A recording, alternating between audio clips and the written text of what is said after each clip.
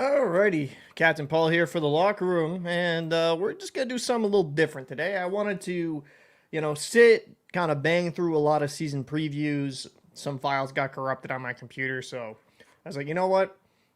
I'm gonna have to do a lot today. I need to get a lot of teams still done. I have most of the teams in the Atlantic done. I have 7 teams. I need to do one more. Detroit.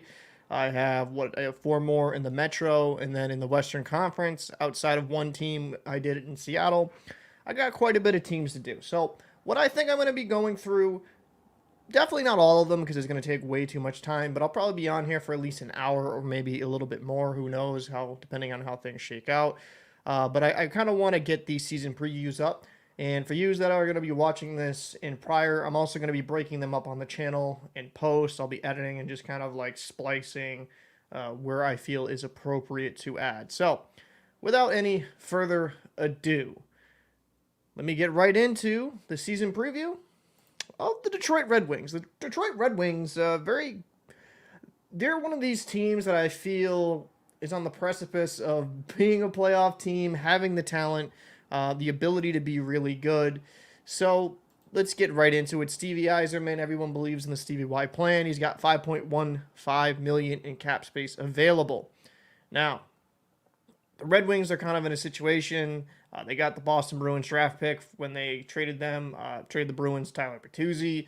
So they have enough draft capital coming back in. Let's get right into the roster. So the big addition, obviously, was Alex DeBrincat, bringing him in from the Ottawa Senators. It just didn't work for him in Ottawa, and they re-signed Dylan Larkin to a very good deal until 2031.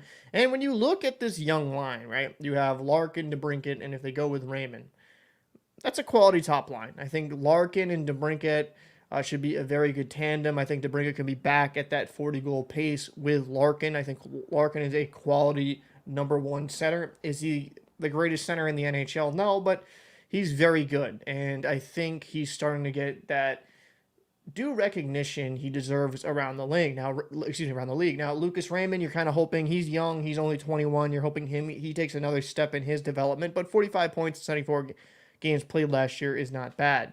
Now, second line here. You got Andrew Cup, Rasmussen, and Perron. Andrew Cup was one of those guys I was high on for a bit.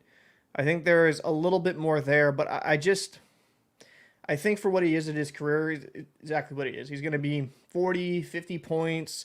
You're hoping with Perron and Rasmussen, he can be a little bit more. When I'm looking at the Detroit second line, and obviously this isn't going to be written in stone because it's just cap friendly. They've been kind of changing things around in preseason, but with this second line, it has you wanting a little bit more offensively. I think there's some good potential here, but do I think it's more towards the top in the league? I think this is just kind of like an average second line. And then going into the third line, they brought in JT Compher from the Colorado Avalanche. Will he be able to replicate some of the numbers that he did last season with the Avs? The Avs were just ravaged by like a boatload of injuries. And can he bring that type of offense over here? To me, he's going to be an X factor of this team up front. He's brought in to help kind of stabilize the center, can play wing position. Will he be able to replicate some of those performance of years like last year and show that, hey, I am a viable top 6 option? Right now here in Cap Friendly, I'm in the top 3, but he'll be battling with Kopp, I think, for that, second line role. I think with the amount of money that are paid to both of them, it's kind of a coin flip. Financial investment wise, but I think to Compher, if the Detroit Red Wings, ideally, if the Red Wings want to be in playoff contention, they need Compher to keep hitting that next gear, maybe score around 60 points, and then you're looking at like a top 9. All things considered, that is pretty damn deep.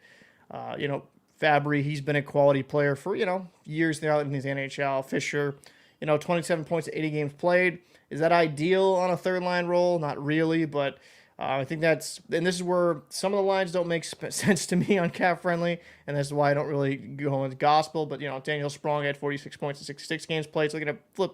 This is obviously just, they're going to flip this around a bit.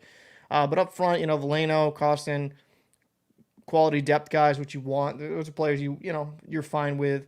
Veleno, he's young.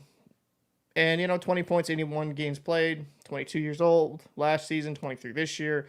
He should be a quality player. And up front, when I'm looking at the Detroit Red Wings, I'm looking at a team offensively. They have the potential to be. I think they have the potential to be above average, like maybe not top 10, maybe around like 14. There's just I like DeBrincat as a player. I think Larkin's a really good center. You do have to kind of wonder though about the depth pieces if there's enough additional scoring. But I think at the very least, the Detroit has an average offense, so I think they should be definitely capable with the potential to be a little bit more there up front. Now looking at the back end, Mort Seider, and by the way, I appreciate you coming in and watching there, Paul. Appreciate that. As for Mort Seider, I really liked his game a lot when he came into the NHL. He was drafted pretty high. What was that? Sixth? Yeah, sixth overall.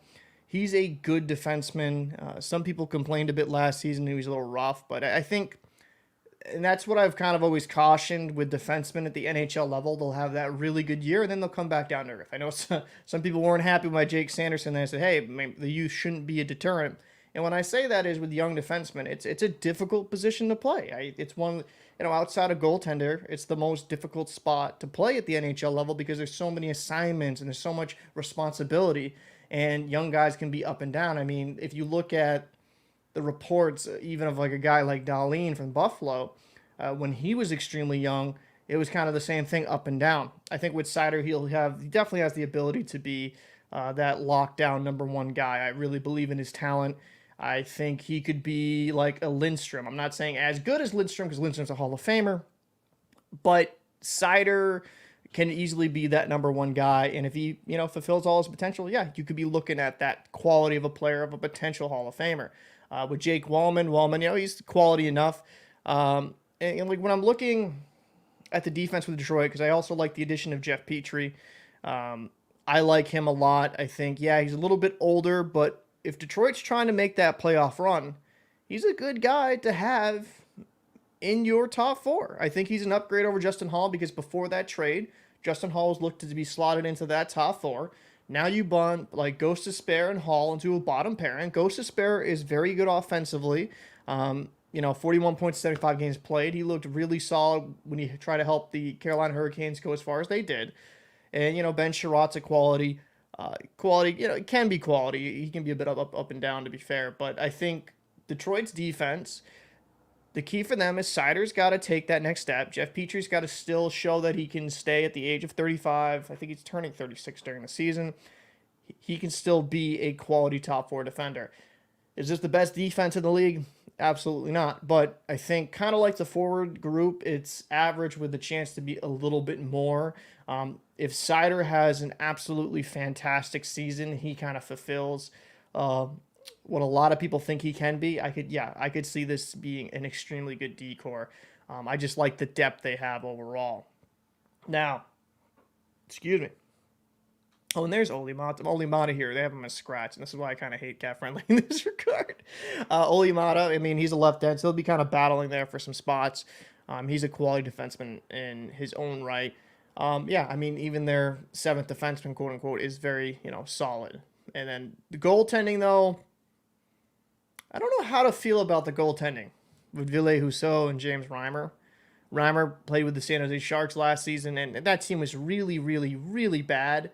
And it's hard for me to hold him completely accountable for these numbers. 890 save percentage, 12 and 21 record, 3.48 goals against average. But those numbers are not pretty. And then Ville Husso, a lot of Detroit fans that I'm talking about, a good buddy that I used to work with, engineer on a tugboat, he actually likes Husso. He thinks it was just kind of the team around him. I think he can kind of be that guy going forward. And then they also brought in Alex Lyon. Alex Lyon is a guy they brought in to be as a third depth goalie in the organization.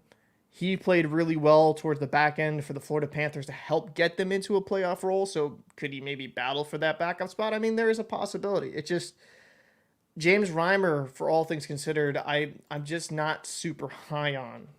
And that's not just, I think Reimer at one point of his career was very, very steady. But if I'm going to just want to kind of fact check myself, I mean, actually, maybe I'm being a little bit unfair. He had a 911 save percentage the season before that. So maybe it was just kind of an accumulation of how bad that team was in San Jose. So I mean, maybe I'm being a little bit too harsh. I'm trying not to be unfair. I'm trying to be as best I can. With Ville Husso, he only has really one good season in the NHL, and it was a pretty damn good season with the San Jose Sharks last year. I mean, his first NHL action, he had an 893. I'm just going to share this tab actually. At 893, a 321 goals against average. And then when St. Louis, he looked really good. Him and Binnington, I believe it was, were the tandem there for 919, 2.56. Then he goes away because they obviously invested into Binnington. And then last year with Detroit, it wasn't great. It's a catch-22 for me with this. I think they're going to be average at best. I don't know. I'm not trying to be too harsh on these guys, but I'm not really a believer right now in that core. I just don't know if they're really good enough as currently constructed. On the back end, I think Alex Lyon could probably battle for some games this year. And obviously the big guy they signed, Sebastian Casa, 15th overall in the 2021 draft. He's only 20 years old, 6'6", big body. They have a good future goaltender prospect, so I'm not saying they're doomed for the future. I think Steve Yzerman is going to keep making moves to keep improving this team. But how do I look at this team? How do I believe that they're going to do from this point going forward? Well, they got some pretty decent draft picks over the years. But as for this season, are they good enough to battle for a playoff team as currently constructed? Obviously, playoff spot, I should say. But the Atlantic Division, it's extremely deep. And that's kind of the problem. Now, to be fair, with the Tampa Bay Lightning having Vasilevsky now out for 2 months, that's going to be kind of rough. Boston will come back down to earth, obviously, this season. They lost some talent. Every team has gotten better, though. Like, I think Ottawa should have a better year. Montreal should be way healthier. I don't know if I don't know if the Detroit Red Wings have a playoff berth really in their fortunes this season. And it's not that I don't think the future's bright. I just think a few more good additions, and you could be, potentially seeing the Detroit back in the playoff picture. But as currently constructed, I'm going to have to go with no. I think there's other teams in the Atlantic that are far better, and it's just going to be a very tough hill to climb. So those are my thoughts there on the Detroit Red Wings. Now let's go into the next team. Let me just kind of mark this off. I'm going to have to chop all this crap up after the fact, but hey, that's why we do a lot, baby. Let's go to the Columbus Blue Jackets. Columbus Blue Jackets, they were not good last year. They were definitely not good last year. They were one of the worst teams in the NHL. That's why they ended up getting Fantilli with the 3rd overall pick. But how do you believe the Columbus Blue Jackets are going to do? Well, Kekalainen, after getting Babcock in and then that whole phone incident, and now he's gone, Pascal Vincent is now the head coach. I think the Blue Jackets, I'm not trying to jump the gun here, but they need to at least be competitive this season for Kekalainen to keep his job. There's a little hot fire there, but they have $4.7 million there in cap space. And, because they can't be the worst team. Like, they've spent too much money to be the worst team in the Eastern Conference. They just can't be that bad. But, Patrick Laine, they have him at center here. So, I mean, I'd have to double-check that with some of what's been going on. But Gaudreau, Laine, Marchenko. Laine has a world-class shot. There's a lot of things I like about his game. He's developed a bit better as a playmaker. I still would prefer if Laine would take more shots. They brought in Johnny Gaudreau, 74 points, 8 games played. That's not terrible, but you're paying him $9.75 million. That's at the very least of what you expect for Gaudreau. You're hoping he is or over a point per game, to be honest with you, if you're paying that amount of money. And Marchenko, young player, 25 points in 59 games played. That's not bad. And I don't think this is going to be... I don't think that line... maybe it works out that way. I think there's going to be some adjustments there for obvious reasons. And then looking at to the top 6 overall, Boone Jenner, Kent Johnson, Rosenzweig, 40, 45, 44 points apiece. Boone Jenner with some injuries. He only played 68 games played. It's an okay line. It's an okay setup. When I'm looking at the overall talent of the Columbus Blue Jackets up front, they have some nice pieces. Line 8 didn't fulfill what a lot of people thought it'd be. Was he like a pure sniper when he came to the league and played for Winnipeg? Johnny Gaudreau. Team wasn't great last season, so maybe it's fair to say that you see a point total take a little bit of a dip. But when I'm looking at this top 6, I don't know. I think they're okay. I think there's potential there with Patrick Laine actually going to be playing center with the Columbus Blue Jackets. I know they kind of experimented that last season, but I think right now, do they? Yeah, I mean, they're still playing him at center. Yep, 21 hours. Okay, I mean, if they go with Patrick Laine as a center, is he good enough in the draws? That's an actual thing. He's got to be at least, around 45, 46% to be an okay NHL level center. But he's 6'5", big body. I mean, he has the prototype to be an effective guy. And then, the third line, you have the young kid you drafted, 3rd overall, Adam Fantilli, Texier. And then I'm going to butcher this. I'm just calling him Jaeger because I'm going to butcher that last name. But looking at the bottom 6 here, Robinson, Corrali. I mean, I know what Corrali's game is. He can be, he's okay. He's a good 4th line guy. Voronikov. There's a lot of youth and there's a lot of inexperience on this bottom 6.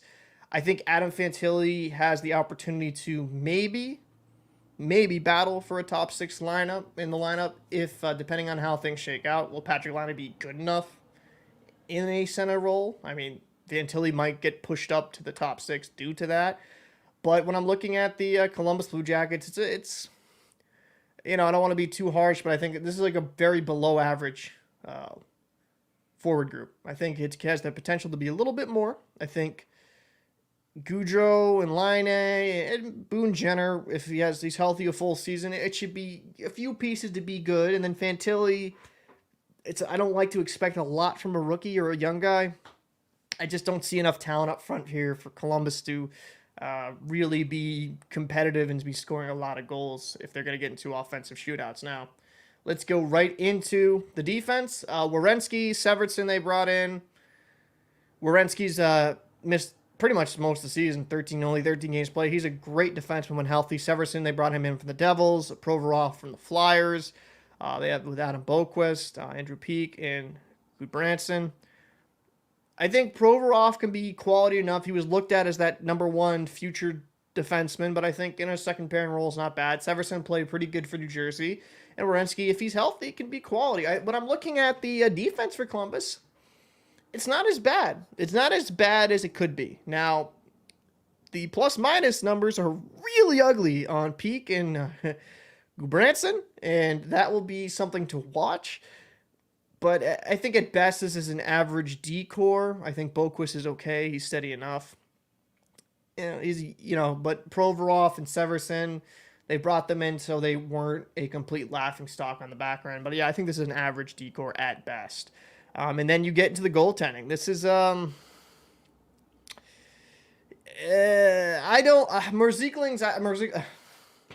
I'll just call it that because I'm going to butcher it. Merzlikins. Elvis, I just don't believe in him as a number 1 guy. He hasn't really shown it. He's shown some good flashes. I don't think he's that great. And then you have Martin Spencer last season. Numbers don't really inspire confidence. This is probably one of the worst goaltending tandems in the league, to be fair. I don't think Columbus is good enough in net. I just don't. Now, is there a potentially Elvis can, be a little bit better? I mean, I'm hoping if they want to be good. I think Aaron Dell down here will probably get some games. You had some guys last season get some games. Tarasov got some games. He's looked at in a pretty good high regard. But when I'm looking at this tandem and the goaltending situation, I don't think they're good. I don't think they're good. I think this is one of the worst tandems in the league. And as for the Columbus Blue Jackets making the playoffs, I don't see that.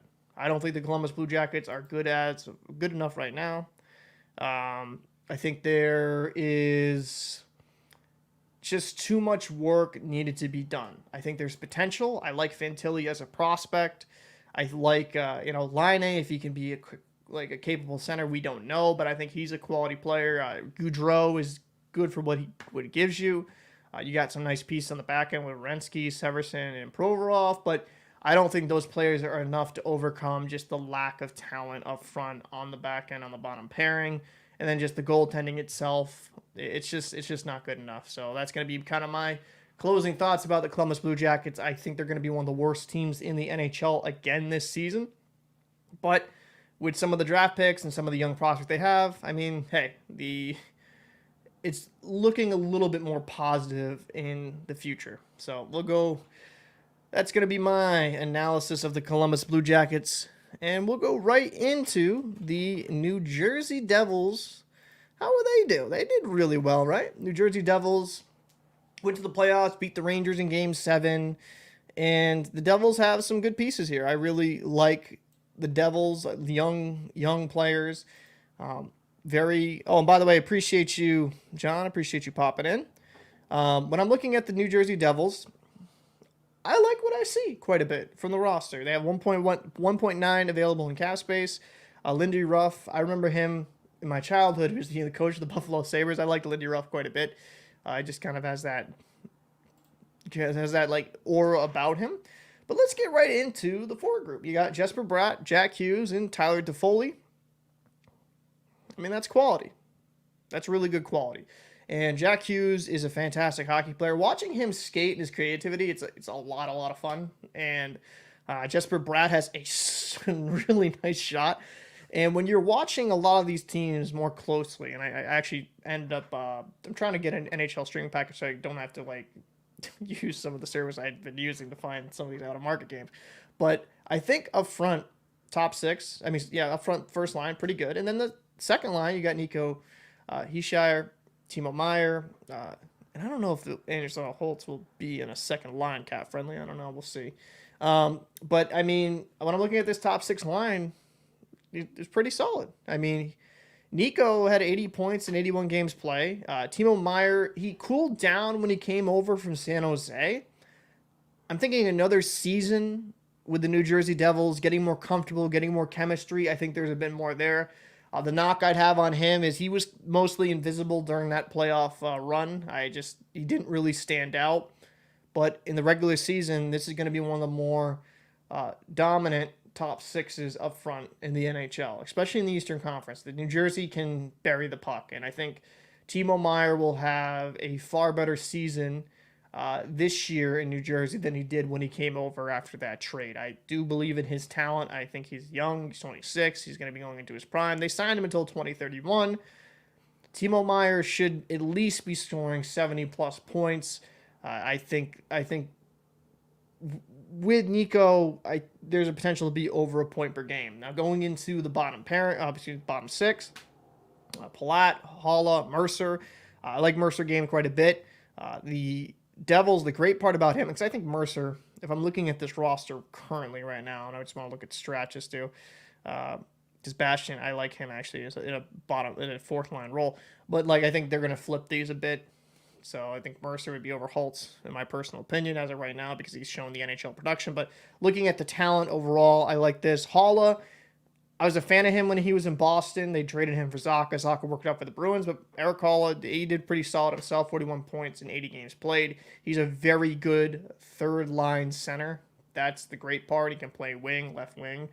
The top nine, New Jersey, pretty solid. And then in the fourth line, they brought in Thomas Nosek, who, plays center most last season for the Boston Bruins.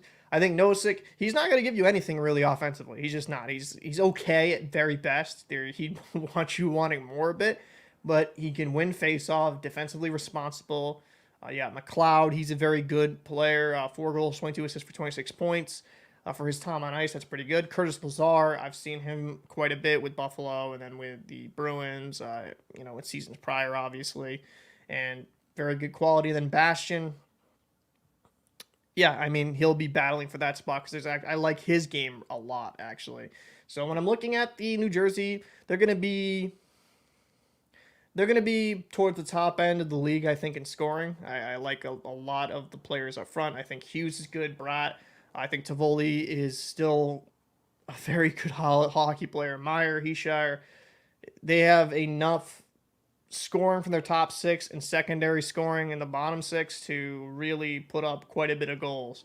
And with what we're seeing currently in the Metro, it's very competitive too.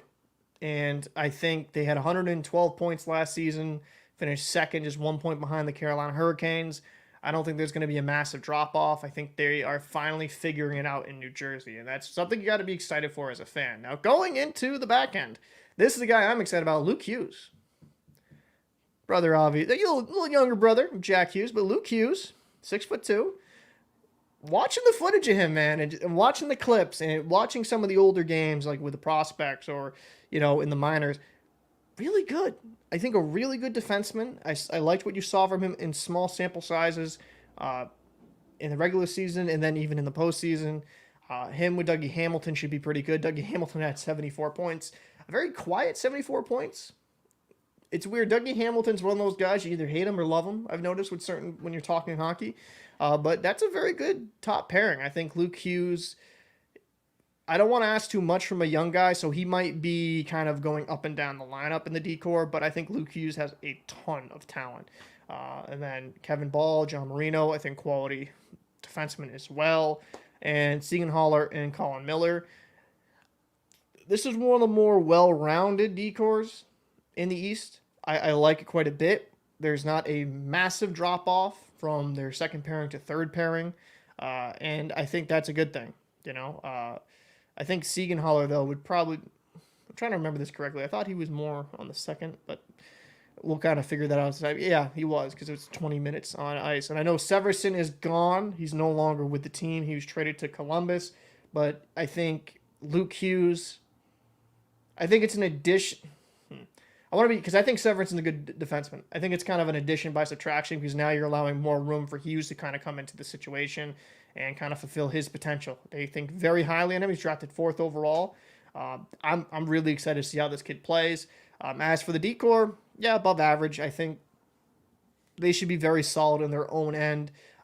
Luke might have some issues adjusting to the NHL game because it's just a very difficult spot to play as a young guy, but I think there's enough veteran leadership around him.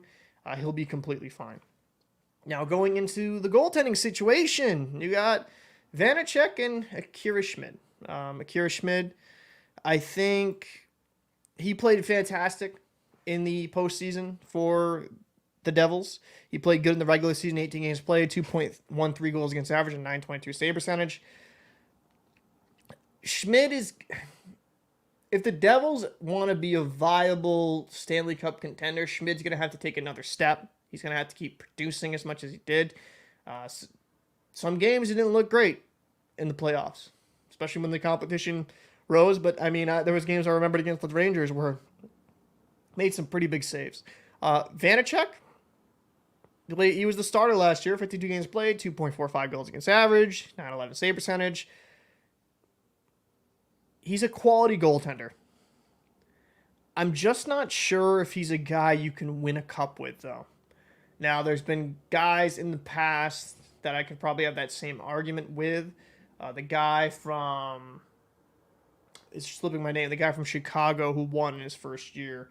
I'm forgetting off the top of my head, but there's been goalies in the past that aren't world beaters by any stretch of the imagination. If anything, just average at best, and the teams around support it. But I think if the Devils are going to be real serious contenders, they need Schmid to take the next step and be that guy. He's a big body, 6'5", really flashed last year. Maybe I'm being a little bit too high on him, but I think he has all the attributes you want in a goaltender going forward. Now, where do I believe the New Jersey Devils are going to go? Well, that's funny. Orlov, Daniel. I wonder if that's any relation, actually. Sorry. Where do I think the New Jersey Devils will finish? Now, I think they're going to finish top 3 again in the Metro. I think there's a lot of talent. I think they have a little bit of youth. I think they have learned. I think they've gone through those lessons of being, pretty hyped up and then underperforming, then coming into their own last season. It's going to be very tough. The Carolina Hurricanes are still good. New Jersey Rangers are still good. Islanders are still good. Pittsburgh Penguins looking to bounce things around by bringing in a guy like Erik Karlsson. But I think they're going to maintain in the top 3. There's just too much talent, in my opinion. There's a lot of offensive punch. I think they're very good on defense. Their goaltending, while I'm not sure Vanacek, even if he's the starter, is good enough to win you a cup, I think in the regular season he's good enough to get you towards that top 3. I just believe, though, if they're going to be serious cup contenders, they're going to have Schmid to really be that guy and take the next step. But, I think top 3 in the Metro, that's where I easily see the New Jersey Devils finishing, with the potential to be number 1 in that division. Alrighty. Getting into the next one. I apologize, just trying to get this all done. Philadelphia Flyers. Let's go with the Philly Flyers. Philadelphia Flyers here. Man, it was rough for Philly last season. Real rough. I kind of feel bad for him in that regard. Tortorella's still there. Daniel Barrere, quality hockey player when he played. Doing a little bit of off-ice controversy due to his kid. But that's neither here nor there. So when I'm looking at the Philadelphia Flyers, they have some draft picks. Let me actually go back real quick. They have some draft picks here. This is conditional, but they have some draft picks in the future. First, couple first, whether that's this year or next year. A couple second-round picks are conditional. They have quite a bit of draft picks. They're going to be kind of in a situation where, as a Flyers fan, maybe you kind of want them not to be the best team in the world because you got enough draft capital to get some good hockey players.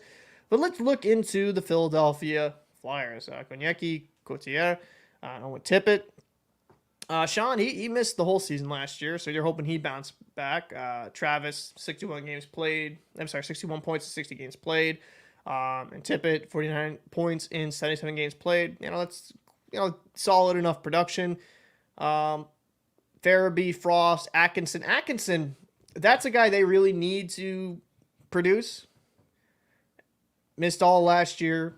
He's a quality hockey player when healthy. I think Atkinson can still be a 20-goal guy, maybe flirting around 30, but they're paying him $5.875 million, which with how some of the contracts are now, that's not the worst thing in the world. But when I'm looking at the top 6, it just kind of depends on the health. And if these guys can kind of bounce back after being off the ice for a year, and it might take them a little bit to get back into game shape. That's just to be fair to them. Loughton, Gates, Forrester, quality. Solid enough. 43, 38 points, 7 points, 8 games played. Delorier, Bolin, and Hathaway. Hathaway, I liked a lot of his game when he played with Washington, came over the Bruins. I liked, some aspects of him. With the Philadelphia Flyers, health provided. They have actually a solid team up front. It's not bad. It's not terrible by any stretch of the imagination. I think injuries definitely hindered them last season. They shouldn't be as bad as they were. They shouldn't. Do I think they're the great, like a world beater up front? No, but when you're looking at the lineup, you're getting enough decent production 1 through 12. And if Coutier and Atkinson can be around what they usually are in their careers, you're looking at a Philadelphia Flyers team that should, have around average NHL production. And if Forrester, he had 7 points in 8 games played, that's a very small sample size.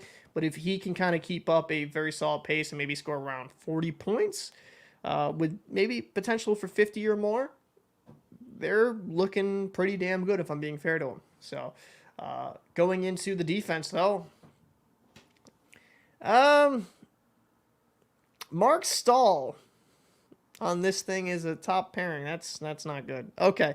Mark Stahl, Sanheim, Cam York, Ristolainen, Sealer, and Walker. Sean Walker, I think he can still be pretty good quality. There's some aspect. I think with Sean Walker, he's a quality defenseman. Ristolainen, I don't believe in. Risto can be kind of up and down. I think he shows some good flashes at times, but Mark Stahl, I'm not sure. I think Cam York, solid, but I don't think Mark Stahl's going to be a number 1 defenseman on this. I don't know if they're good enough on the defense. Sanheim, he's solid. York, Walker. I'm not high on Risto. Mark Stahl, I think in a Bonham pairing is maybe his second pairing, actually. Maybe second pairing wouldn't be as awful. Defensively, there's some pieces I like. I kind of do like Cam York, though. I like York. I think Sanheim can be solid. I'll be fair. I'll give them an average rating there. I think they're going to be middle of the pack with the potential. I mean, maybe a lower side than middle of the pack. When I'm looking at the D-core, I'm not trying to be a hater. I'm just not a big believer in Ristolainen. There's some aspects of his game that makes you like, what are you doing? So yeah, I think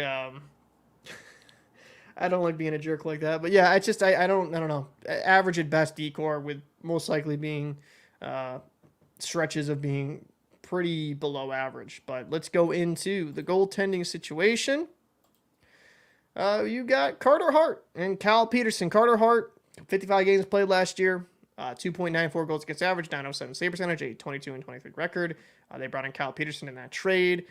He was looked at as the guy for the Los Angeles Kings. So the guy is the future, the guy that was going to help carry them to the promised land after Jonathan Quick got old, and it just didn't turn out to be the case. Jonathan Quick got old, and they ended up having to trade for Corpuscello because the goaltending was so goddamn bad. I mean, it was Peterson and Copley. And Copley won them a lot of games last year for the Kings, but Peterson was just horrific. I mean, an 868 save percentage, I mean, that's a good B average, all right, when you're going to school, but that's not what you want in your goaltender. Now, Carter Hart's got all the potential in the world. Rumors of him wanting out. And, they brought, Walker, Mark Stahl, they're going to try to be a little bit better in their own end. I'm just not sure on the other pieces. Because the more I look at the defense, it's like there's some really good players I like on that. But Carter Hart, I mean, he's an RFA at the end of this year. Do you believe in him as your number one? I think he's got all the talent in the world. The goaltending, though, I think, average, because I think Carter Hart can be about an average to above average starter. I think Kyle Peterson's not that great of a backup, so I'm going to go on average. I think just an average goalie tandem. You can't really depend on Peterson from what I've seen, unless they have somebody kind of coming in with the system that can kind of battle, but they did, Peterson's got a decent freaking cap hit, so I don't see anything crazy like that happen. But, when I'm looking at the Philadelphia Flyers, will they make the postseason? Will they be a team that makes the postseason this year? No, they're not good enough. They're not good enough as currently constructed. They got some, maybe with help provided, they can kind of flirt with being a better team. They shouldn't be the second worst team in the Metro. Maybe they're like fifth or sixth, possibly. But I think with some of the top talent they have in the Metro, they just aren't good enough as right now to be a playoff team. So that's kind of my season preview or synopsis of the Philadelphia Flyers. And let's go right into the next team. We're going to go into the last team I have to do for the Metropolitan Division, and that would be the Washington Capitals, the Washington Ovechkins. So, Washington Capitals currently $7 million over the cap, and actually got quite a bit of draft picks next couple seasons here. Got that third for the Bruins for the Orlov, I believe it was, or was it Hathaway? Well, Hathaway and Orlov, same deal. But anyways. The Capitals weren't great last season. Very mediocre. Ovechkin, I think, was still the same old Ovechkin, right? 42 goals. Scored another 40-goal season. Ovechkin, I think, in a wheelchair will score 40 goals. So let's break down up front for the Washington Capitals. You got Alexander Ovechkin, Nicholas Backstrom, and Anthony Mantha. Mantha's a bigger body, but I don't... The problem when I look at the right wing situation with the Capitals, Mantha, Wilson, Oshie, I mean, Oshie's been through a lot of shit. I think when he's on the ice, he can still produce, but I don't know if their right wing talent's that deep. So Mantha, if he's up there, just feed the puck to Ovechkin. He'll get you some points in that regard. Backstrom, I think, can be, if healthy, quality still, health, provided. They're getting older and they're facing injury bugs. it kind of makes you marvel at some of these players like Ovechkin or Crosby that as they get older, even like with the occasional injury, they still are on the ice. I mean, Ovechkin played 73 games and still getting 42 goals. I mean, that's pretty crazy. And then you got Milano, Kuznetsov, and Wilson, and you got Dylan Strome, who, hey, 65 points, 81 games played, solid season. But they have, some youth here. They have some youth. Dow, Petros, Abo Cobel, McMichael. We're going to kind of have to see what he is at this point. And up front, is his patches out? Or is he going to be coming back? Indefinite. Oh, Achilles. Okay, that's right. I think the Capitals are a below average offense. I think that, and it's weird, right? Because I think Ovechkin will probably score 40 again. Until he doesn't, I'm just going to keep betting on Ovechkin.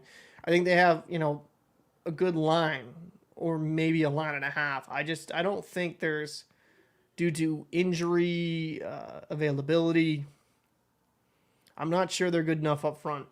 I don't think they'll be able to win any shootouts. I think maybe I'm being a little bit harsh. I think a below average offense. You got some names. You got name recognition like Oshie. I mean, remember what he did in the the USA shootout where that guy was just making insane moves against Russia. Wilson, he's kind of a name. I mean, he had 22 points at 33 games played. So maybe him being healthy on that pace, that's a pretty damn solid pace. I just worry about power forwards as they get older. So I'll be fair. I'll say middle of the pack production. I'm hoping Tom Wilson's good for a whole season. I do worry because I've seen firsthand power forwards just fall off the map. But Wilson's got that tenacity to him that maybe he kind of just escapes that notion. But I'm not sure in the bottom six. Strome's solid. Oshie, will he be available? Fourth line. I mean, yeah, I'll be fair. I'll be fair. I think average at best. Ovechkin, Backstrom. There's some names I like there. I'm just not as high on Mantha, to be fair. Just not high on Mantha. So maybe that's kind of coloring my thing. Let's go right into the defense. Vihari, John Carlson's a stud, though, when he's healthy. Sandin, Jensen, Alexiak. I'm going to butcher that. And TVR, Van Riemsdyk. Now, defensively, they should look pretty decent, pretty solid. There shouldn't be a massive hole on the back end. I know they got rid of Orlov in that trade. But defensively, it's a little bit young. Sandin, you're hoping, can be quality. You're hoping that Jensen can be producing around the same points last season. John Carlson, when healthy, is a fantastic guy, especially in the offensive side of the ice. Yeah, I mean, defensively, there's nobody here that I'm like, oh, well, we really got to, we got to really watch out for defensive regards. But, you got some guys that can contribute offensively that are just solid. And John Carlson is a good defenseman with the potential to be in those Norris candidates because if he gets healthy and can play a full season, he can put up quite a bit of points. Now, going into the goaltending position, you got Darcy Kempfer and Charlie Lindgren. Now, Kempfer came over. He was terrific for the Colorado Avalanche. And he, for all things considered for the team in front of him, 908 save percentage, 2.87 goals against average. He did fine. Charlie Lindgren, he had some moments where he made some ridiculous saves. I think he's the one that made the save without the glove. Quality, 13 and 11, 899 save percentage. Like quality games. Some games where you just want a little bit more. Lindgren kind of not the greatest backup, but for what they have in the system, it's not the worst thing. I think Darcy Kempfer is still a solid goaltender in his own right. So looking at this roster, you're like, oh, well, is this a playoff team? Well, no. I think they're going to miss it again. I don't know if I'm just looking at the Metro, sharing the screen. Carolina, New Jersey, New York Rangers, the Islanders, Pittsburgh Penguins, Capitals, Flyers. I think the Capitals are still better than the Flyers and the Blue Jackets. Are they better than the Penguins? No. Are they better than the Islanders? In my opinion, not really. Rangers, Devils, and Hurricanes? No. So I think the I think the Capitals are going to be ended up missing the playoffs yet again. They're going to have to kind of have this transition period. Alex Ovechkin is getting older. He is towards the twilight of his career. He's 38 years old. They're going to have to start preparing for a rebuild. But they kind of gave him their word that they would try to keep building to win as Alex Ovechkin's there. So I'm interested. What's the game plan there? Are they just going to rebuild with Ovechkin there? I don't know. It's going to be very interesting to watch as time goes on. Going into the next team. Let's go right here. Done. Let's actually do a few more here. So actually, let's do it with everybody's favorite team from the desert that will most likely not be in Arizona going forward. The Arizona Coyotes, 4.678 available in cap space. General manager Bill Armstrong, and they don't even have their own ice rink. I think they, still playing there in Arizona State. Have a ton of draft capital here. Second round picks. Third round picks. The Coyotes are kind of in a situation where, they don't have a home. The arena proposal was shot down in Tempe. They're trying to stay in Arizona, but it just hasn't worked, man. It just hasn't worked. But let's go right into the team. Clayton Keller, 86 points in 82 games played. Nick Schmaltz, 58 points in 63 games played. And Barrett Hayton. I think, looking at this line, 42 points in the top line is not what you want, but with Keller and Schmaltz, they should bring out the best in Hayton. Logan Cooley, you're expecting him to, he's young, he's 19. You want him to be very good. You're hoping he you're hoping he at least shows some stuff here at the NHL level. He was drafted 3rd overall in 2022. It should be his time to shine with Alexander Kerfoot and Jason Zucker. Zucker and Kerfoot have shown they're quality NHLers. Now, in a top 6 role, I think Zucker's fine. I'm not sure. Kerfoot, I think he fits more of a third-line role, ideally. Bustad, Gunther, Maselli. Gunther, he had 15 points in 33 games played.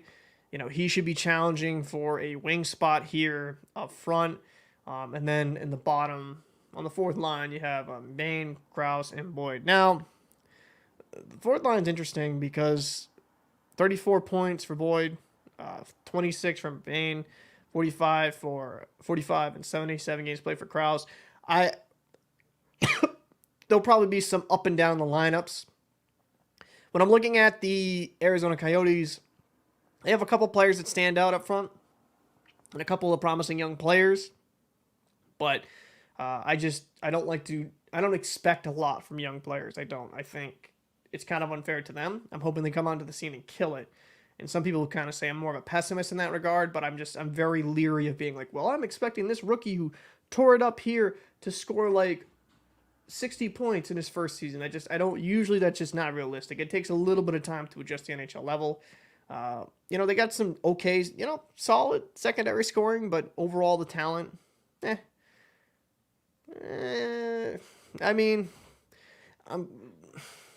Gunther, Cooley. There's some question marks up front due to some young players, and I think there are some quality NHLers, but I don't know. Up front, nothing to write home about. And then they brought in Matt Dumba, JJ Mauser, Valimaki, Durzer, Stetcher, and Brown. Now, Dumba, I'm not high on Dumba. I don't think he's that great. So I think the defense, looking at it, maybe a couple guys that could come into their own. I don't think they're very good. I don't think they're very good on the back end. I don't believe in Matt Dumba. I wasn't a fan of him for Minnesota. So yeah, I'm not very high on him. Now going into the goaltending situation with Valimaki and Ingram, to be fair, right? Valimaki, 50 games played, 3.43 goals against average, and .899 save percentage. considering this guy is facing a ridiculous amount of shots and playing on a terrible defensive team, he helped keep his teams in it. Ingram played really good in some games as well. 27 games played, 3.37 goals against average, and 907 save percentage. Some might question, well, why isn't Ingram the starter? If you watch the games, I think Vejmelka's definitely, well, at least in my opinion, a better goaltender than Ingram. I think Ingram really kind of had a good season, but the goaltending at best is average. I think with the defense, though, the numbers are just not going to be there. I don't believe in this decor. So when I'm looking at the Arizona Coyotes, there's some nice pieces, and they have some guys that they have drafted as prospects that should be solid in a couple seasons or two. Soderstrom, where is he? There was another guy here too that they got a little bit of action last season, but they have some guys in the system that should be quality down the road. They just need their draft picks. They need a little bit of time. Which I'm not sure they really have, because if they keep being a mediocre bad team, I mean, yeah, they'll probably still do okay because they're at Arizona University, only have a 5,000 capacity.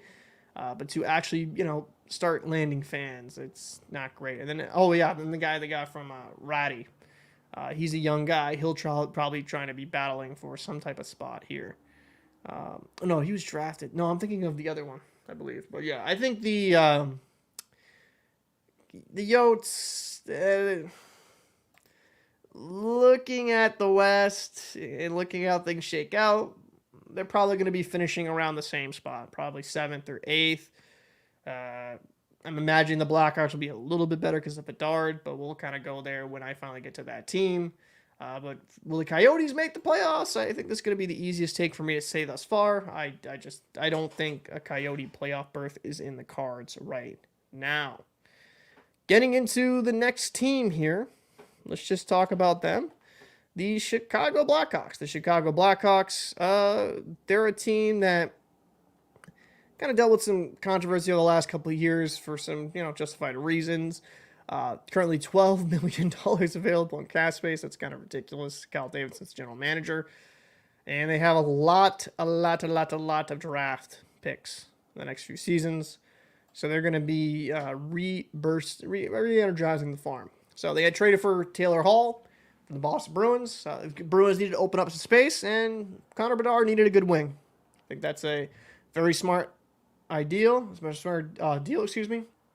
So right near her on cap friendly, Tyler Johnson with Bedard and Hall. And they've seen a little bit of change up here in the preseason, but that's okay enough. That's okay enough for the Blackhawks. Kurashev, Reichel, and Athanasiou, 40 points, 15 and 25.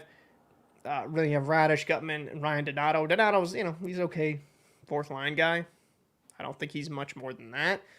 Then you have, you brought in Nick Foligno and Dickinson and Corey Perry. Now, if this was Foligno of his prime, if this was Perry at his prime, I'd be looking at this team completely different. But Chicago up front, they're really hoping Connor Bedard and Taylor Hall can turn it on. I think Taylor Hall shows some really good flashes still has some good foot speed. I think at times he'd be a bit too passive. I prefer him to shoot more.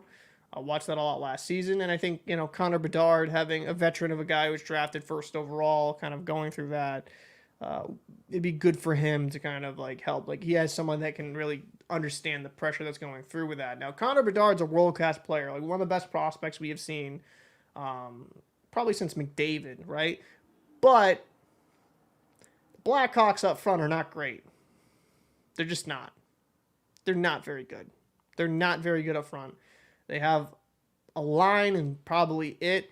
When I look at the Blackhawks up front, you're kind of hoping that Bedard can still be good, but they're kind of in a, no one's expecting the Blackhawks to go to the playoffs this season, right? They're trying to keep getting draft picks and keep improving the farm, and they've drafted pretty decently. Looking in the back end, Korchinski, Seth Jones, Vlasic, Murphy, Tenorti, Zaitsev. Tenorti's okay. Zaitsev's okay. Murphy, okay. Seth Jones, I think that contract is whoever signed that should be fired immediately.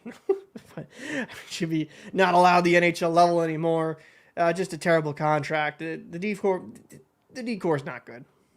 I'm not going to cut around the bush. I just don't think the D-corps is good. And they have some young guys, right? Vlasic and Korchinski, some young, promising defensemen, but are they going to be good this season? That's a lot to ask. You're hoping they're going to be top 4 quality. That's just too much to ask. I mean, Tenori and Zaitsev, you know what they are at this point, right? They're bottom pairing defensemen at best. Tenori, I mean, you could really argue should probably be more of a 7D man. The defense will be one of the worst in the NHL. And I usually don't like to be that firm. And then Peter Mrazek, I don't believe in him either. Soderblom, Soderblom, maybe he's a young guy that will bloom and he'll be a young guy that does well and hopefully develops. But Peter Mrazek, I don't believe in. Soderblom is going to have to be really good if they're going to go anywhere. This Chicago Blackhawk team, for this season, right? Not saying in the future, but for this season, this current iteration of the team is not going to do good. They're going to be probably the worst team in the Metropolitan. I'm sorry, the Metropolitan. In the Central, I apologize. In the Central. Them and the Coyotes will be battling for that last spot. And actually, kind of more looking at it, I think Arizona might be, again, a little bit better than the Blackhawks, actually, to be fair, looking at the roster. So, yeah, I don't see the Blackhawks going the distance. I don't think they're good enough. I think their defense is atrocious. Their goaltending is kind of the same. Not to try to be unfair to Soderblom. Maybe he does turn into something decent. But right now, up front, there's nothing there, in my opinion, that's good enough to help propel them there. But they're not. No one's expecting them to be that. They need another year or two, probably 2 to 3 years to really be in that conversation. So, Blackhawks will have some exciting moments due to Connor Bedard. And if you're a Blackhawks fan, that's why you buy tickets, is to watch one of the best young prospects in the game. Just don't go into the season thinking you're going to be shocking the world, because I do not see it. Going into the next team, a team that, speaking of team that kind of, I think mainly due to injury in the Central, Colorado Avalanche. They're $6.475 million over. But that's, I think, because Landeskog is technically not counted yet because of they got to wait till LTIR. But Avalanche got bounced in the first round by the Seattle Kraken. How will they do? I mean, Joe Sakic's running the show over there. When you got Nathan McKinnon, one of the best players in the world, right? Arguably the second best player in the world. I feel like your team has a chance to always be good. Now, McKinnon and Drouin, I'm not as high on him. I think he was looked at as promising. Went to Tampa, then to Montreal, then they bring him, to Colorado because McKinnon, they were teammates there in juniors. But McKinnon and Rantanen, 111 points, 105 points. McKinnon, if he stayed, a full 82-game season, he would probably flirted around, 125 or so points when I looked at the math. McKinnon's world class. He's a great player. McDavid tore up the NHL last season, but we cannot forget how amazing McKinnon was when he played on the ice. Rantanen, I like his game quite a bit. 55 goals, 50 assists. What's not to like? This top line is one of the best in the NHL due to McKinnon and Rantanen. Have fun trying to stop them when they get wheeling. It's a lot of high quality hockey. Now, going into the second line, Lehkonen, 51 points, 64 games played. Ryan Johansson, they got over from the Nashville Predators in a midseason trade.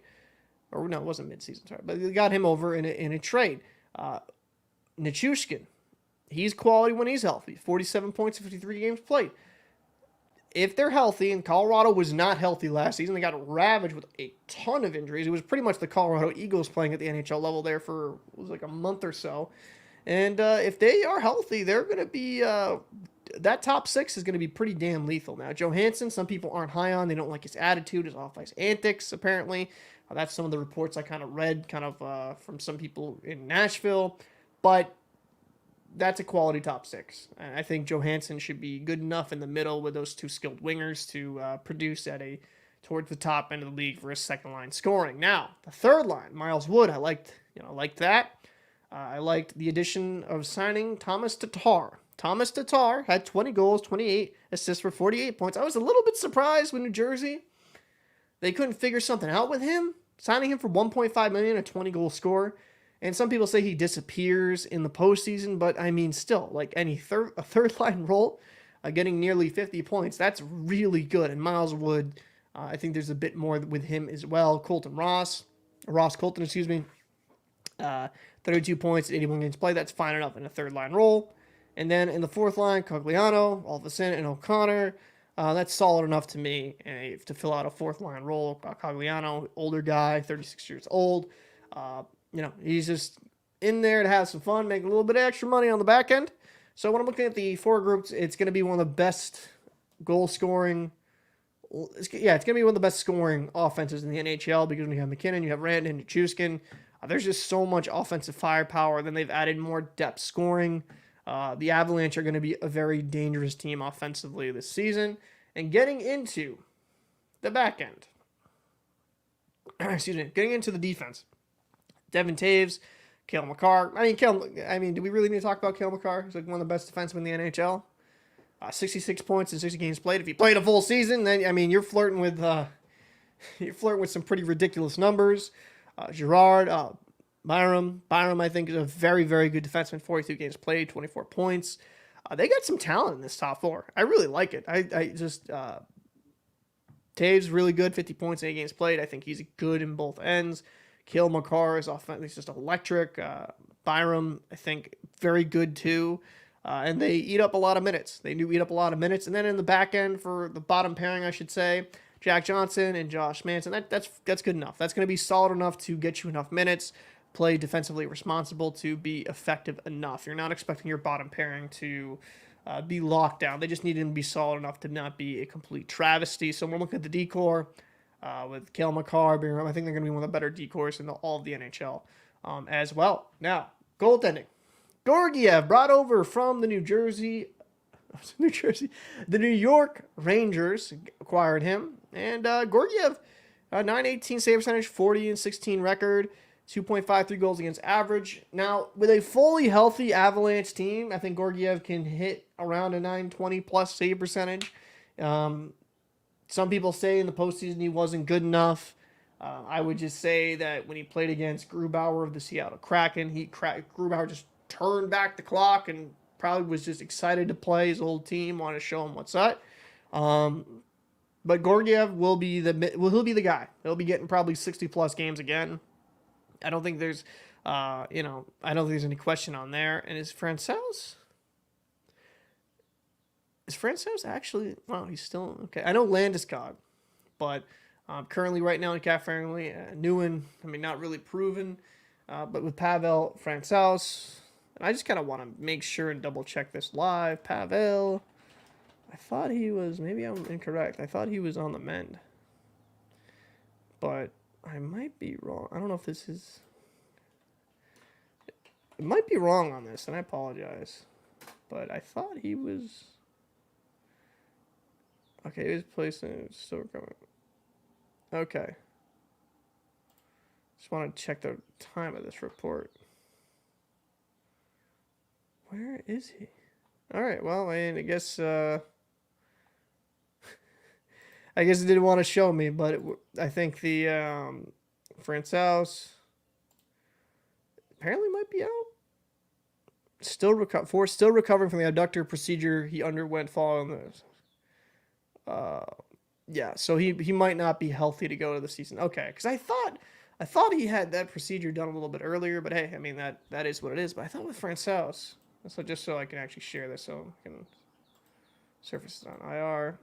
Still recovering from the abductor procedure he went and following the Avalanche. So he might miss a little bit of time. That's not the worst thing in the world, though. Let's see. So, Georgiev will probably have to hold down the fort there for a bit. So when I'm looking at the Avalanche, right, they finished first overall in the Central last season. Will they finish first again? Yeah, I do. I think they're going to finish first. They have just so much talent up front, on the back end. The goaltending Georgiev is good enough as a goaltender to, take them to that level. And it's actually kind of friggin' ridiculous how good they finished, considering all the injuries last season. The Colorado Avalanche are going to be one of the best teams in all of the Western Conference and the NHL. I anticipate them having a very strong bounce-back season. I really do.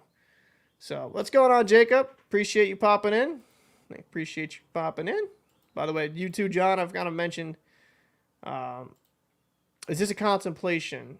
No, it's not. I'm doing this live because a few files of mine got corrupted, and had to had to throw them out. They just won't even open up in Premiere. So I'm just trying to get this all done. I'm like gonna probably keep doing a few more. I had like all of the this is actually live. I apologize. I'm getting kind of lost in the whole sauce here. This is actually live because I actually had all the central done, and then all the files got corrupted on my computer. So I was like I had to kind of do this again. But yeah, no, it's live. So if I don't respond, it's not that I'm not like looking at the chat, but admittedly I'm not looking at it. And my day's going pretty good. A few more videos I got to do outside of this. After this live stream, there's a few more videos I want to do on the Patreon side. I'm actually doing a video for a breakdown of goal scoring of particular players and how they are so productive. But yeah, I'm doing pretty good. Just very busy. Very, very busy. What hockey team do you play for? Do you play for like school or just kind of like a select league or something like that? Ah, okay. So you play like men's league? Because I don't really blame you with all the craziness that was going on during that time. So playing it since the 3 years ago. Okay. Shoot, that's kind of crazy. I mean, time flies by. Actually, when you really think about it. Feels like that stuff just was yesterday, and it's already been a few years. House league, I'm 30. Oh, okay. I mean, have fun with it. You know, like the big thing with it is having fun and just enjoying it. I mean, someone that's coached like pretty much every level. It's a lot of it. Just one thing I always want to kind of tell kids is just have fun with the sport. You're gonna love it. Don't put too much pressure on you, and just don't. Some people are a little bit too harsh on themselves and they kind of lose the joy of it. So, I mean, hey, who knows? We have seen we have seen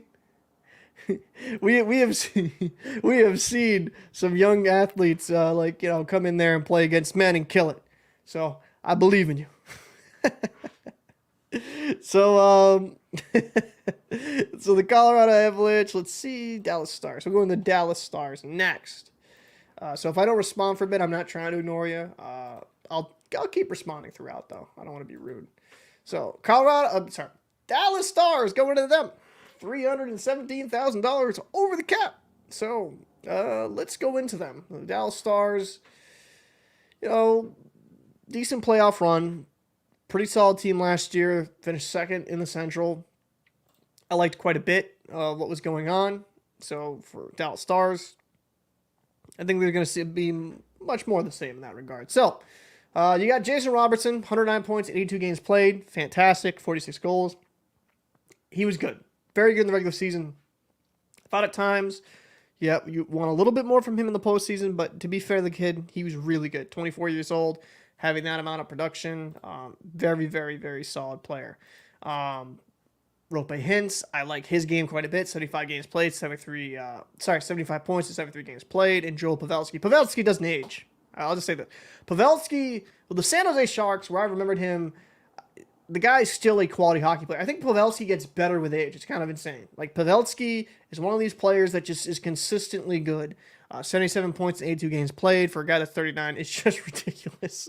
On the second line, you get Jamie Benn, Wyatt Johnston, and Evgeny Dadonov. Jamie Benn had 78 points in 82 games played. The problem with Jamie Benn, though, is he just likes to get caught in a bunch of extracurriculars, but this isn't a video about bashing Jamie Benn. But when I'm looking at this top six, Johnston, he's 20 years old. You're expecting him to take another step. Dadonov, you're hoping he has a bit better season this year. I think the top six is very good. The top line is extremely good. Top six has the potential to be back again. Will Jamie Benn be able to be a good producer offensively again? Because, to be fair, I mean, not to be fair, but not to be a jerk, but the season prior, Jamie Benn had you wanting a little bit more. Just a little bit more.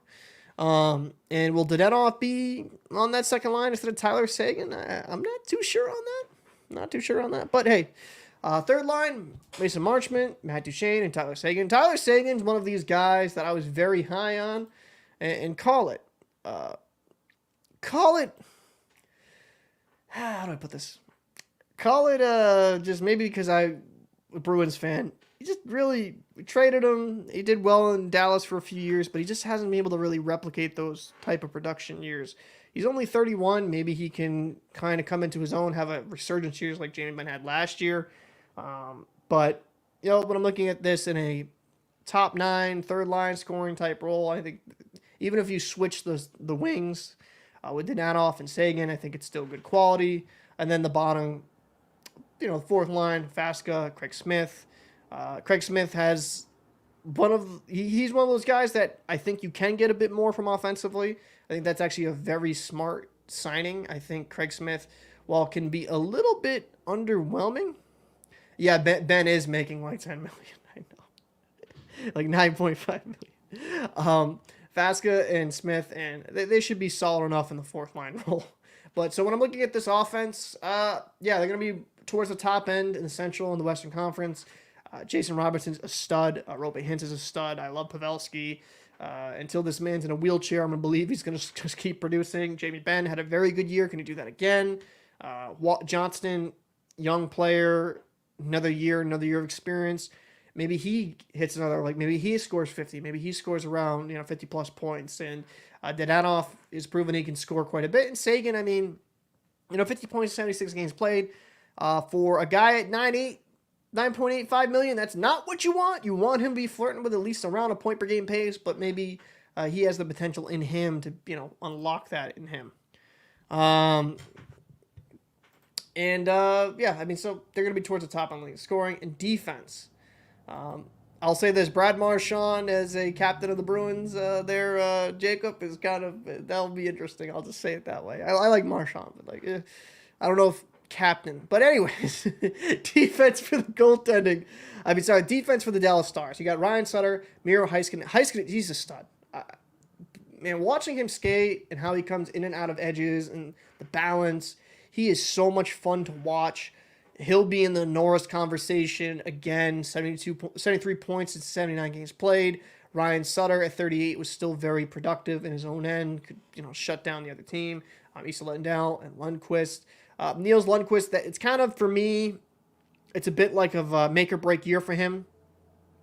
He was kind of, if I recall correctly, he was just completely taken out for certain games in the playoffs altogether. He was like a healthy scratch. Niels Lundqvist needs to make another step. He came up from the Rangers because he wanted to be in the NHL. Dallas acquired him. Niels Lundqvist needs to be that guy. For me, I would probably switch Niels Lundqvist and Hakanpää in this iteration, but we'll just go with it for right now. And then Thomas Harley and Hakanpää, very good. I think very solid. This is a very solid decor. Very, very, very good. You have the offensive production with Heiskanen. Niels Lundqvist, I think you could get a bit more from him. I watched him with the Hartford Wolfpack. Watched him play in some stretches, and you saw some good flashes. Thomas Harley, he's a young defenseman. I think he should be competing and hopefully, get some good quality minutes. Some youth here, but some good superstar talent as well. So I think very good defense. And then getting into the goaltending, Jake Ottinger. 62 games played, 2.37 goals against average, 919 save percentage, a 37-11 record. Very good goalie. And some people thought he was terrible in the postseason. In some of those games he wasn't the greatest. But he's only 24 years old. I think Jake can be just up and down. He'll have those games where he's just out of this world. And I think some of that just comes with experience. Like with most goaltenders, they don't hit their prime until they're around 24, 25. Some goalies don't even hit their prime until they're in their 30. It's a very weird position.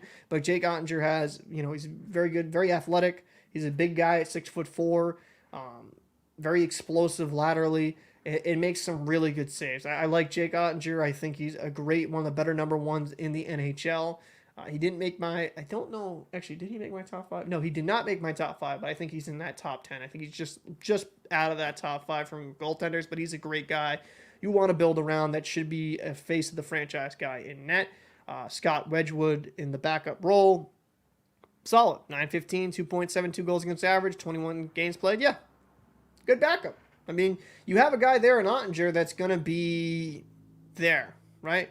Who's going to be just your number one. With Wedgwood, you just need a good goal. Like, you don't want to be talking about the backup situation. I don't, when you start talking about backup goaltenders, that is when you run into situations where your conversations about your backup, it's usually not good.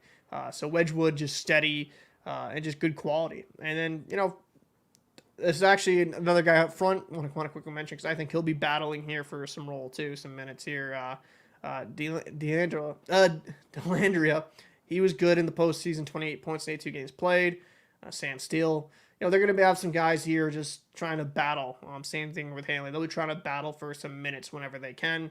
So when I look at these current iteration of the Dallas Stars, how do I think? How do I think they'll shape up?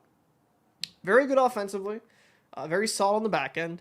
Will they be able to replicate a season last year where they finished second in the Central? I think it's going to be a very tight race again. I think second or third is where they will end up slotting in. I think the Avalanche are just a little bit better, especially providing the Avalanche stay healthy this year.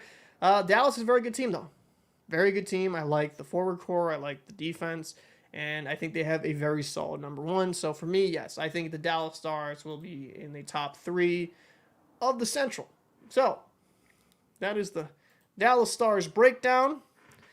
Let's get into the next one, the Minnesota Wild. Minnesota Wild, baby. So, yeah, I did. I'll say this, Jacob. I like Tuukka Rask. He got a little bit too much crap from the fan base. I think Bergeron and Chara were absolutely studs. Yeah, I think they're very, very, very good. Very, very good. Marchand, I'm high on Marchand as a player. I'm not sure if captain. So, Minnesota Wild. They have $43,000 available in cap space. Billy Guerin's still the general manager there. Let's get right into the team. So, you have Kaprizov, 75 points in 67 games played. Plays a full season, probably gets around 100 points. Ryan Hartman and Zuccarello. Zuccarello is still producing. Zuccarello's found a nice home with the Minnesota Wild after moving there from the New York Rangers. A very good top line. I like Kaprizov. He's a big physical presence. Yeah, I like Kaprizov. I think he's a good solid top line. Second line, you got Eriksson with Johansson and Boldy. Now, Boldy's going to be the X factor here because 22. He had 63 points in 81 games played. He went on a massive tear at one point. Like, he was just, I think it was like he scored a goal in like 10 straight games or something crazy. Boldy has a lot of potential to really be that guy for them. And if Boldy can at least be around 60 plus points again, this Minnesota Wild team is going to be in a very, very good situation because I think the secondary scoring for their top six is going to be their scoring for their top six is going to be very good. What I have to question, though, will their bottom six, their secondary scoring be good enough? I mean, you got Dewar, Goodrow, Foligno, Marcus Foligno, Patrick Maroon, Marco Rossi, Deheim. Rossi, I think, he was drafted 9th overall in 2020. He should be a bit better. He should be kind of like coming into his own. Only 1 point in 19 games played last season. But you're hoping he's a young kid. He kind of figures it out. There's just a lot of question marks for me in the bottom six. I'm not the highest on Patrick Maroon. I think, in the fourth line role, he's fine. But, you don't want to have to try to elevate him anything past that. Dewar, Goodrow, and Foligno need to, they need to produce if this team is going to go and be actually serious. And I think, in addition, with subtraction, and I'm not trying to make you mad, Wild fans, but Matt Dumba getting rid of him, I think is actually a good thing. You got Middleton, Spurgeon, Brodin, Faber, Merrill, and Addison. Capable top four with Middleton, Spurgeon, and Brodin and Faber. The bottom pairing, Merrill and Addison, they got to at least hold their head above water. Is there an elite number one here on this team? No. But, you have some guys here that, NHL average defenseman and above average. I think Spurgeon can be is a pretty damn good defenseman in his own right. But he's a solid. I want to be fair to him. I think he's a solid one. But is he a guy that's gonna carry the distance defensively, like some of the other names I've talked about previously, whether that be like Cale Makar, Roman Yossi. There's some guys just out there just throughout the years. Just blanking. Adam Fox offensively produces. But yeah, I mean, I mean, Charlie McAvoy or something like that. I'm not sure. Um, I'm not sure if he can kind of carry a decor, but I think Spurgeon's, he's a solid number one. I'm being too harsh. He's a solid number one. Going into the goaltending, Philip Gustafson was fantastic last year. Got him from the Ottawa Senators. 931 save percentage, a 2.10 goals against average with 39 games played. If Gustafson, if Omar didn't have the season he had, I mean, Gustafson probably could have won the Vezina. He was that good. Like a 931 is ridiculous. Now, I know he was the backup, Marc-Andre Fleury, 908 save percentage, 2.85 goals against average, but he had 46 games played. If the Wild are going to be successful, and if they're going to be an actual threat in the Central, I just they just need to give this to Gustafson. This needs to be his team. The whole flip-flopping in the postseason I thought was kind of weird. Just give the kid the chance to play. Just let it be his team. Gustafson's the younger guy. And I think you're going to get the best out of Marc-Andre Fleury when you pay him maybe around 30 games. Stop like demanding so much out of a guy who's 38 years old. Who, this is kind of what I talked about with Jonathan Quick and the Rangers. Like, give these older guys a little bit of a rest, and you're probably going to get the best version of them. So, overall, how do I look at the Minnesota Wild as a team? I appreciate you watching, Jacob. Appreciate you, man. You take it easy, buddy. As for the Minnesota Wild as a team, I think they're going to be kind of in the same situation. Oh, wow. Did I not share the actual screen? I didn't. I messed up with the Minnesota Wild. But, I mean, hey, this is what it is. So, look at this team in Minnesota.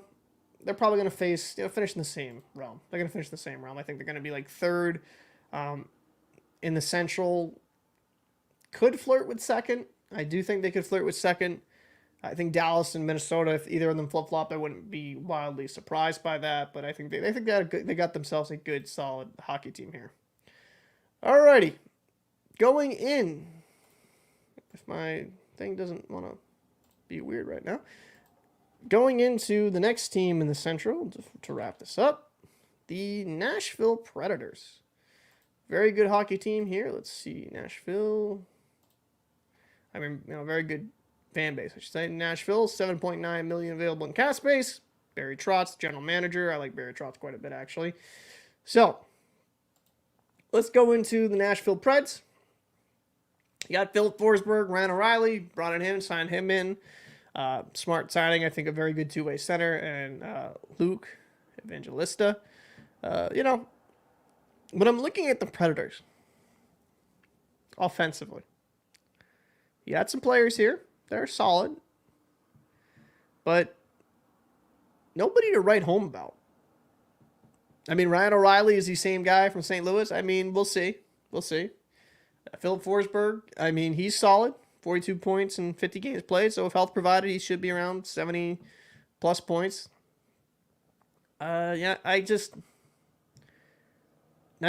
Cody Glass, Goryanov, Trent Novak, Sissons, Sherwood, Husso, Smith. They're going to be league average at best. There's nobody here outside of Forsberg that scares me offensively. Yeah, I mean, nobody here that scares me offensively, really. I mean, it's just going to be kind of much more of the same when it comes to the Nashville Predators. I think it's going to be, maybe some youth guys like Evangelista, but maybe he'll kind of come into his own, but I think it's going to be the same system, and this is what Barry Trotz's known for, is the defense. The defense is going to be spectacular, and that's going to what keeps them in the game is good defense and goaltending, but at the I think actually below league average when it comes to scoring. They're going to be one of the less scoring teams in the NHL. I don't see enough there, whether it's second line or the other secondary scoring. I just don't think enough is there. Let's go to the defense. Now, you got Roman Josi, I think extremely highly of. Very good in both ends. Luke Shen, he's actually kind of revitalized his own career. Ryan McDonough, Tyson Barrie, he can provide some offense from the point. Alexandre Carriere, Dante Farbro, and Jeremy Lauzon. Jeremy Lauzon is here, right? Still, yep, Jeremy Lauzon. Lauzon's solid. I think it's a solid decor. Yossi's a great number one. Shannon McDonough, Barry, and then I think Lazon will be battling there for that spot with Guerrier. But I think overall it's a good decor. Probably average. I think Roman Yossi brings it up a bit. Ryan McDonough, Tyson Barry. They're getting paid like high quality guys. I like Ryan McDonough when he's like healthy and he's playing good. So yeah, I want an average decor though. I'm just a couple question marks there on the back end on the bottom two pairing. But defensively, and just the style in which they play with their forwards, and in Nashville, it's just like inbred, ingrained into them that they play a very good defensive style. Any team with Barry Trotz, I just manages. I think they're going to be very good in their own end. So average, but I think that defensively this team should be very good again. And then you see Soros. Soros, 64 games played, 2.65 goals against average, 919 save percentage, 33 and 23 record. Soros is a great goalie. Proved that you don't need to be like 6'5", 5'11" goalie. Good athleticism, very quick, plays an aggressive style. One of the best goaltenders in the world. I like him quite a bit, and he's going to be the workhorse here. He's going to be the workhorse. Lakeinen, he played good, 916 save percentage, 9-8 record for 19 games played with a 2.75 goals against average. He was very good backup, but Soros is the number one. Don't get that confused. He's the number one. He's going to be the guy that takes them distance. So, do I believe they have an opportunity to be back into a playoff spot? Potentially. The Winnipeg Jets just snuck in. 3 points ahead. They'll be in the Predators. To me, will be a team that battles for that wild card spot. I think the team structure, I think they're okay enough up front. Their defense is pretty solid, and their goaltending is really good. They'll be in the conversation for the wild card, but my biggest question mark is, will they be able to score enough? Will they be good enough offensively? That is a massive question mark I have when it comes to Nashville Predators. But I do think they will be flirting with a wild card type position. They should be. If not, that's a very big failure in that regard. So, going into the next team here. Let's see. Nashville Predators done. Actually, you know what? I'm going to call the stream. I appreciate you guys coming through, watching. It means a lot. I think the channel support has been fantastic. It's been great, and you guys' support has been huge. So, appreciate it. Hope you guys enjoyed. I'll see you in the next one.